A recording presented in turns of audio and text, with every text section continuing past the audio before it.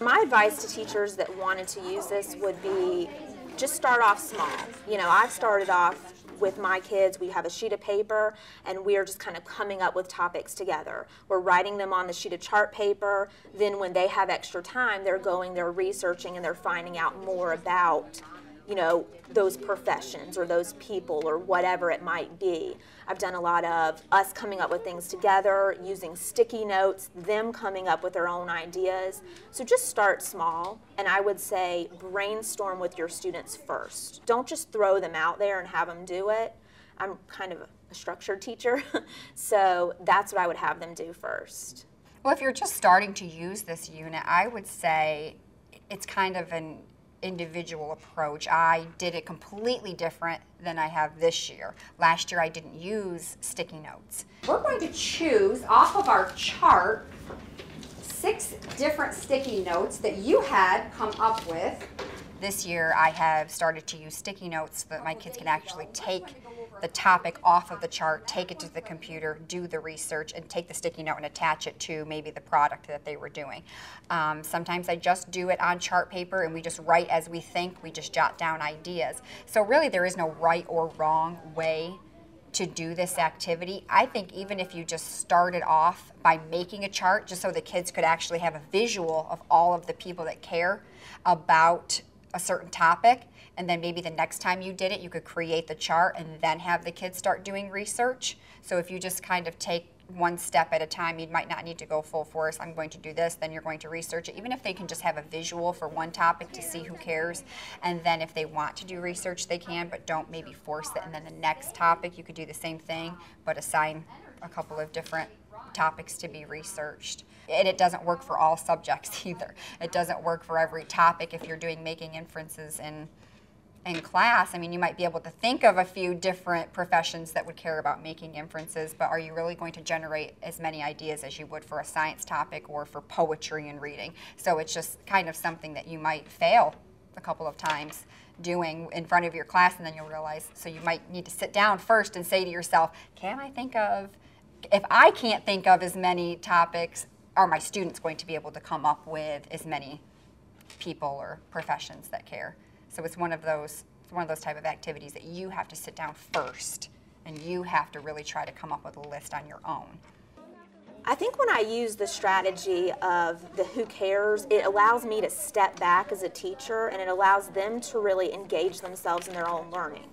I feel that I'm not having to do so much for them, even so much preparation. I mean, it's important for me to know that, you know, the topic that I come up with, they're going to be able to find resources for, like poetry, that I could come up with people that would use poetry on an everyday basis or care about poetry.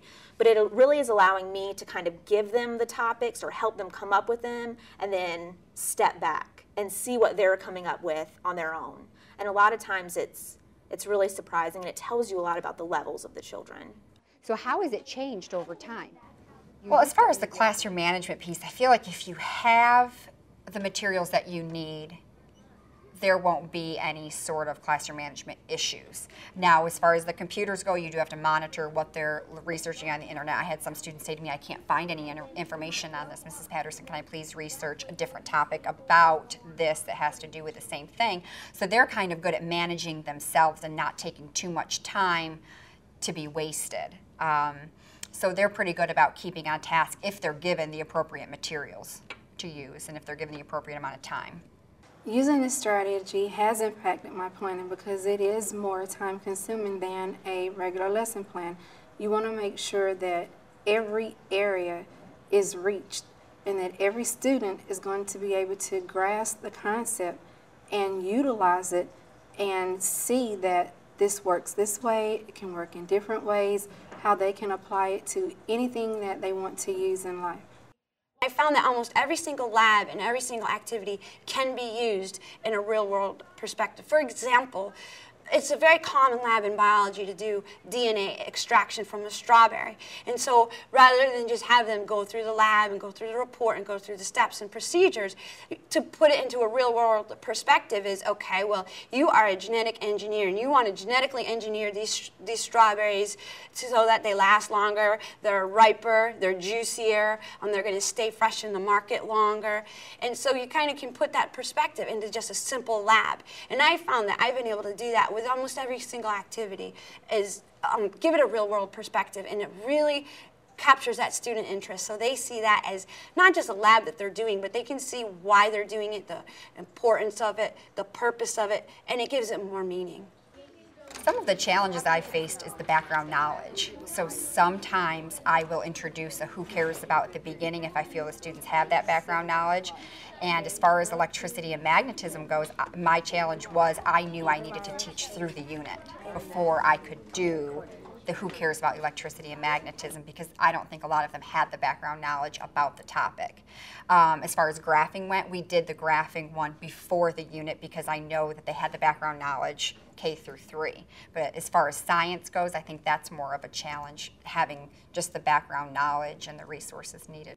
This approach does require more tools. I kind of have to find different spots for my students to do research. I only have 3 computers, so they have to maybe go to different classrooms to do research or be able to check out books from our library, and sometimes those resources are limited, so I'll go to the public library for them to do the research. That's why this is part of our what can I do when I'm through activity. So this is something that they could actually go take a Post-it note off of a chart, take it to a computer and research it. So sometimes we do it as a whole group activity, and that's when I need a lot of resources and maybe some extra people in here to help me with it. But most of the time my students do this as an individual project or maybe with just a partner.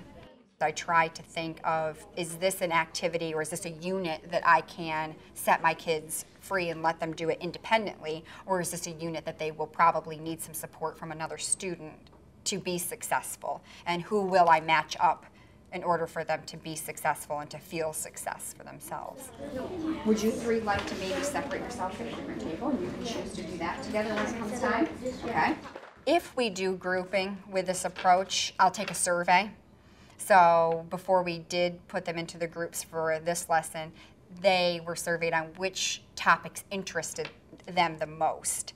Or they could get in their groups, and if there was one person in the group that did not want to work on that particular subject, they could move to a different area. But if they work in groups, I take a survey, ask them which ones they're most interested in, and then they can work together. So that way they still have the interest there, they're still engaged, they're not doing something that they don't find interesting. If another teacher was willing to implement the who cares into their lesson, I would say be patient, be calm, and go wild, all at the same time. It isn't easy in the beginning, but once the transition starts, it's a smooth flow, and then you'll have so much that you want to do, not enough time to do. It gets real crazy, but it's fun and crazy, and the students actually love it.